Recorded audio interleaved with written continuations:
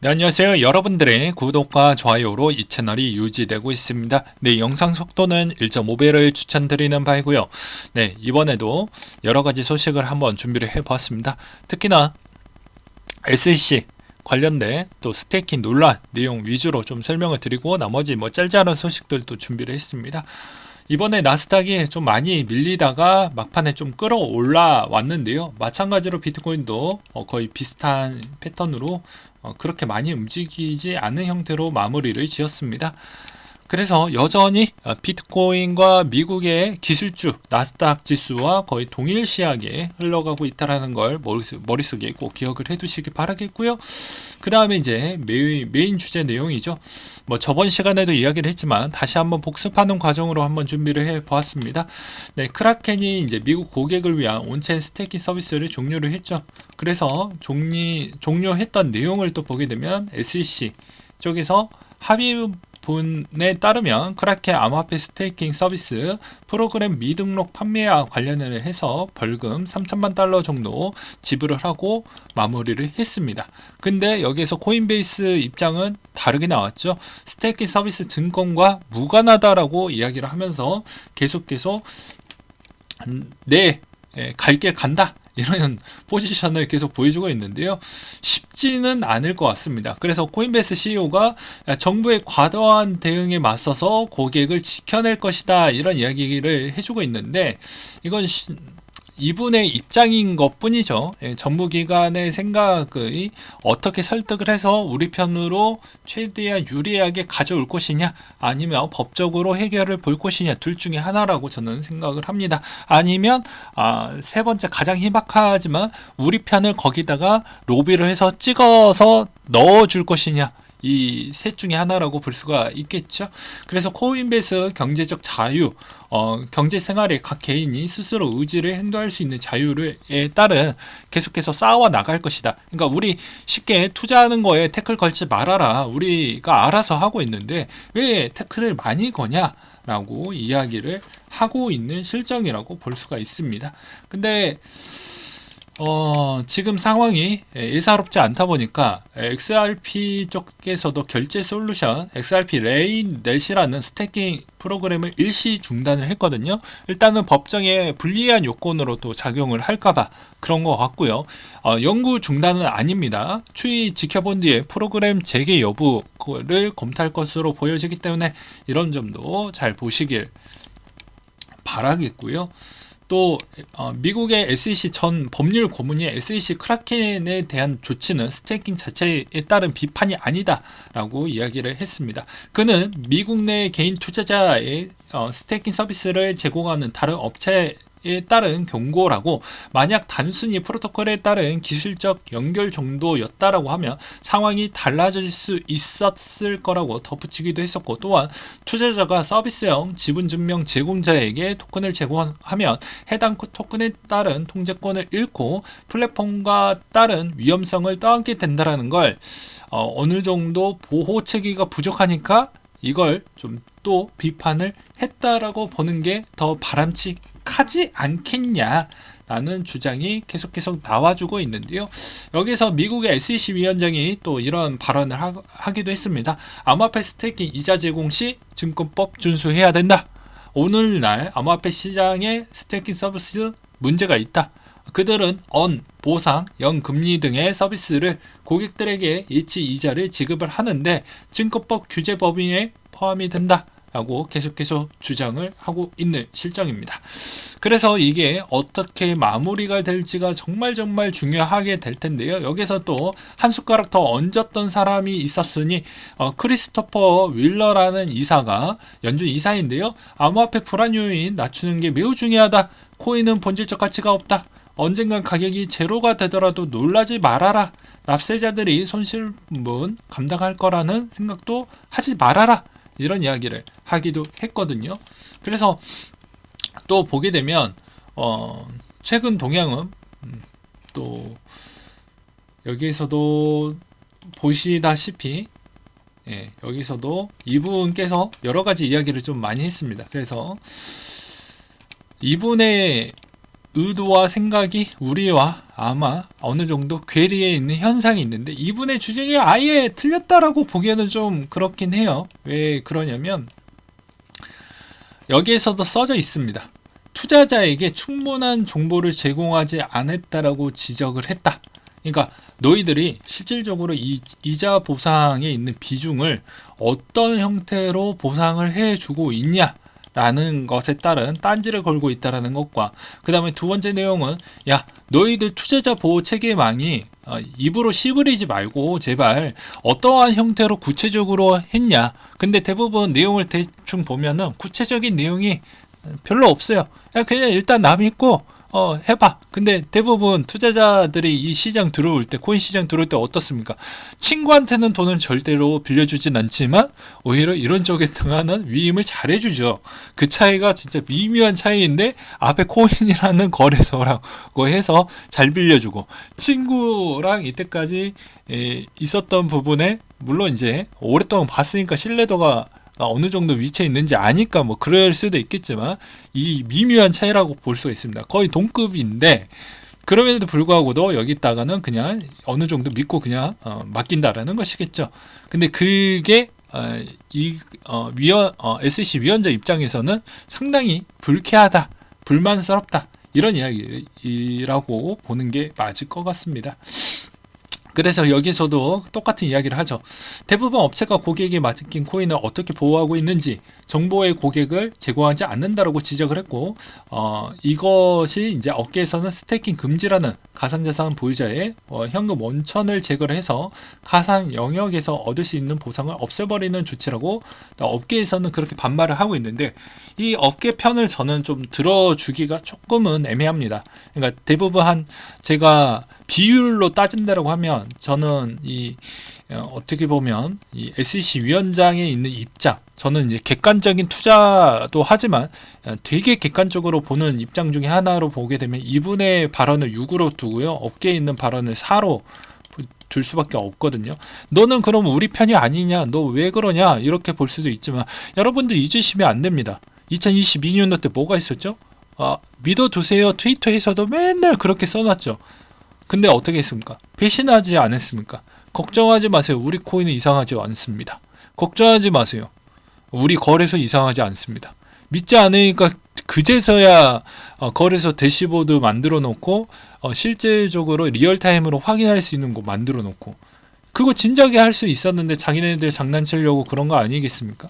그러니까 애초에 더 나은 서비스를 계속 제공을 해야 되는데, 거래소 입장에서 투명성에 있는 측면을 제공을 안 했다라는 게 딴지를 걸릴 수밖에 없었던 측면이라고 저는 생각을 합니다.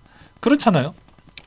그래서 저는 6대4라고 볼 수가 있는데, 앞으로 스테이킹에 있는 이 내용은 계속 강도가 높아질 수밖에 없습니다. 왜냐? 올해 안에 증권에 관련 법률이 어느 정도는 사이즈가 나와야 되고, 나오지 않았을 경우에는 또 다행스럽게 내년에 대선이 또 들어가기 때문에, 미국의 대선이 있기 때문에 희지부지 될 확률도 매우 높지만, 올해 안에는 거의 나올 확률이 매우 높을 것으로 보여집니다.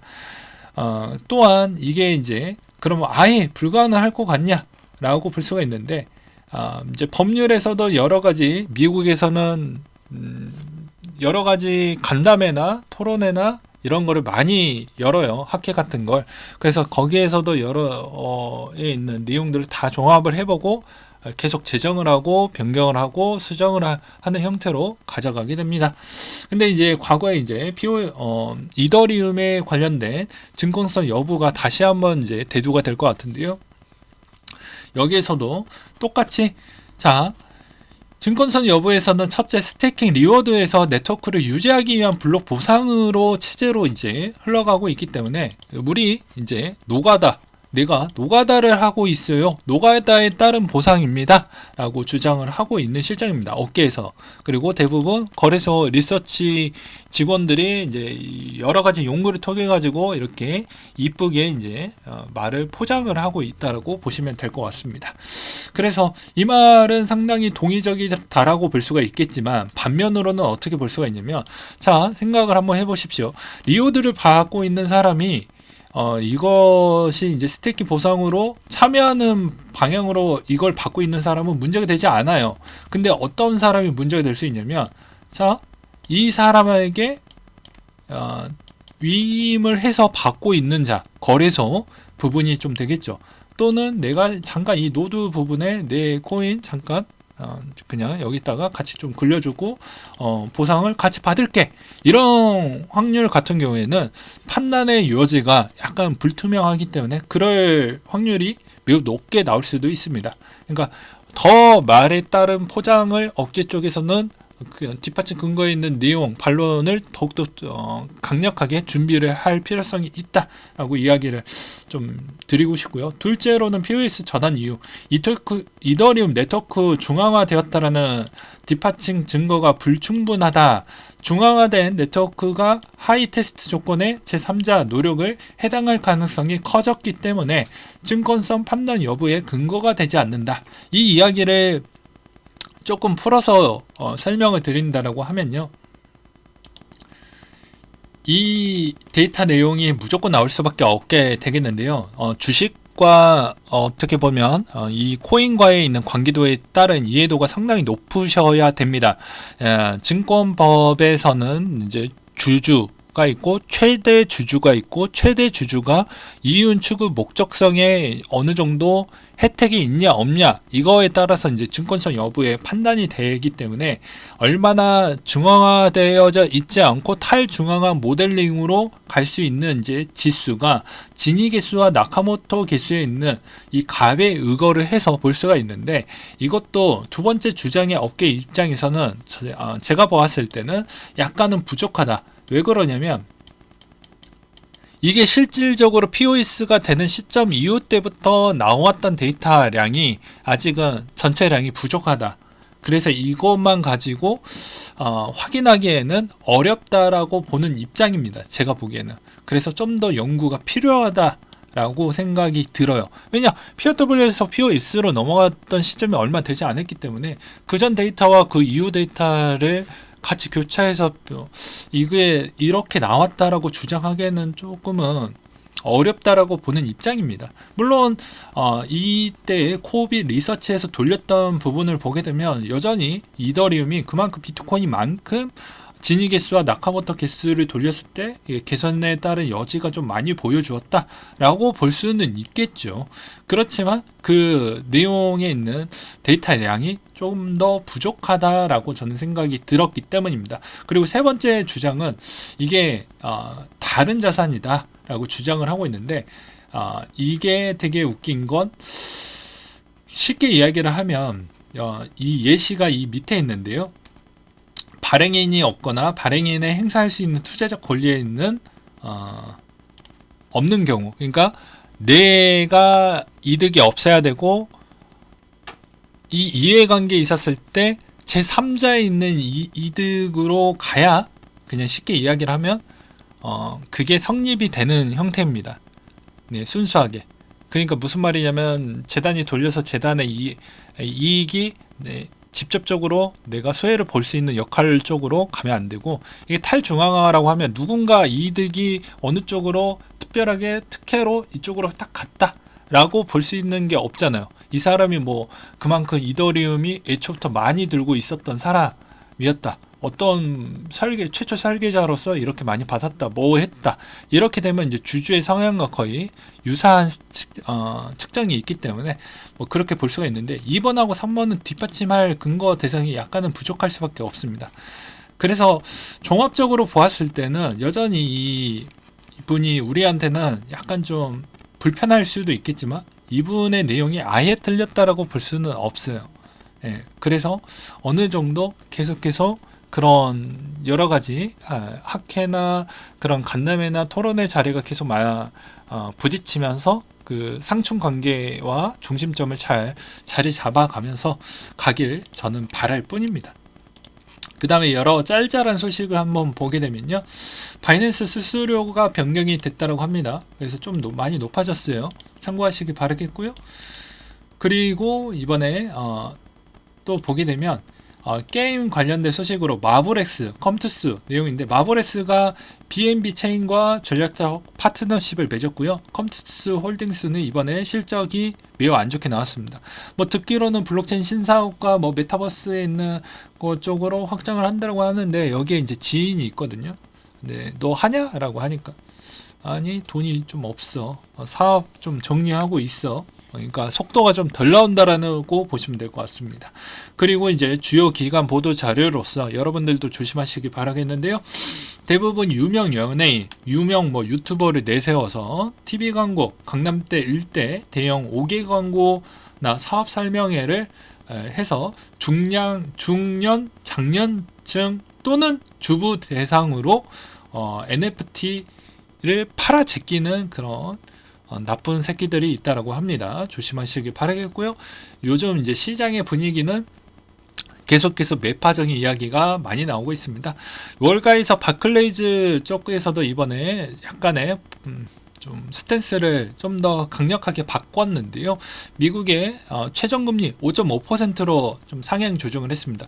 제가 연초에 이야기했었을 때도 최악의 상황은 5.5까지 갈 것 같다. 6월달까지 강력하게 할 것 같다. 근데 이제 여기에서 보게 되면 5.5까지 갔었을 경우에는 아무래도 금리 인하를 할 확률이 매우 높아진다. 그래서 올해 안에 한 번 정도는 하지 않겠냐라는 내용이 좀 있었고요. 그 다음에 대부분 연준 총재들이 뭐라고 이야기를 했냐면, 대부분 5%를 좀 더 넘을 것 같다. 5% 플러스 알파가 될 것 같은데, 그거는 좀 알고 있어라 라고 하면서 시장의 기대감을 계속 확 꺾고 있는 실정이죠. 그리고 페이팔이 6억 4천만 달러 상당 암호화폐를 보유하고 있다라고 하는데요. 여기 보게 되면 비트코인 2억 9천만 달러, 그리고 이더리움 2억 5천만 달러, 이게 90% 차지하고 있고요. 나머지는 6,300만 달러로 라이트코인, 비트코인 캐시 정도가 됐다라고 합니다. 이런 상황에서 이제 여러분들이 상당히 이제 복잡해졌을 거라고 생각을 합니다. 야, 그러면 올해 또 증권 법률 부분까지 고려를 한다고 하면, 지금의 상황에서는 이더리움과 비트코인에 따른 그게 많이 흔들릴 것으로 보여지냐? 그 답안지는 선물에 영향이 있을 뿐이지 나머지 쪽은 영향이 없습니다. 왜 그러냐면 거래소에서 거의 다 자금이 많이 이탈이 됐고요.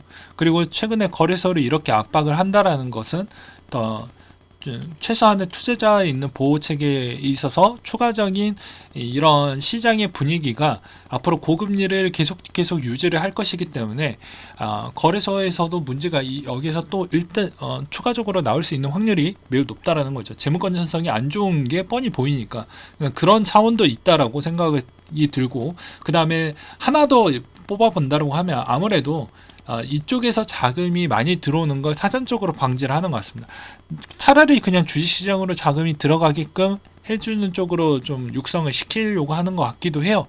왜 그러냐면 그나마 주식시장이 어느 정도 방어가 되면 뭐 유증을 했던 뭐 감자를 했던 뭘 했던 간에 주식에 있는 그 자본 능력 가지고 만들 수 있는 상품 여건으로 이 회사를 다시 회생할 수 있는 자본 능력을 그것으로 인해서 충당이 가능한 시스템인데, 아직은 코인과 현실 세계에 있는 그렇게 큰 도움을 주지 않는다라고 생각을 하는 것 같습니다. 그래서 당장 이 불씨에 있는 나머지 있는 이쪽 세계에서 있는 이쪽에 있는 파이가 훨씬 더 크니까 이쪽을 먼저 더 생각을 한다라고 보는 게 맞겠죠.